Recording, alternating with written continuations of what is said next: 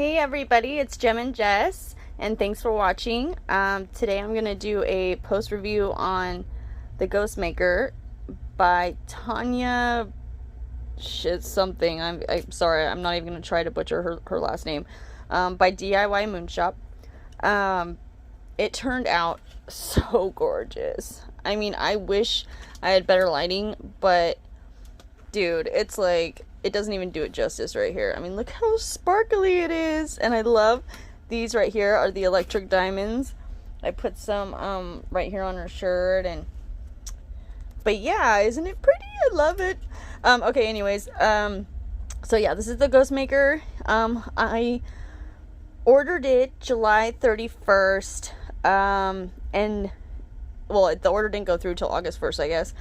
And I didn't receive it until October 6th. Like, I'm not gonna lie, I was super irritated at first because I was like, dude, are you freaking kidding me? I don't care about COVID or anything else. Like, this is ridiculous. 2 months? Like, granted, like, I'm obviously not a very patient person, but I will say this now, it was so worth the wait. This is a 30 by 40 centimeter full round drill, and it came with the free electric diamonds you see right here, and I put some up in the smoke. And it was $38, but the shipping, I live in the US, it was $25.26, so all in all it was $63.26. Pretty penny, but I don't care. It was so worth it to me. So yeah, this is it, and let's see, I will say, like, with the negatives, okay, the waiting time, obviously, but at least they let you know up front on the website, like, hey, it's going to be a while because of COVID or whatever. And they have been actually getting faster. So I don't think it's going to be because it says 8 weeks, or it did say 8 weeks, but I don't think it's going to be, I don't think it's that long anymore, but I could be wrong. Don't take my word for it. There was not that much trash.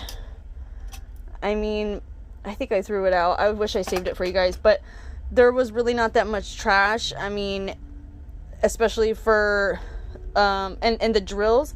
Let me show you how much drills I have left over. Okay, I did not run out of one color. I mean, look at these colors. Like, I barely freaking used them. I have so many left over. Like, it's crazy. So that was cool. So there was a little trash, but so does, every painting. Tons of drills left over.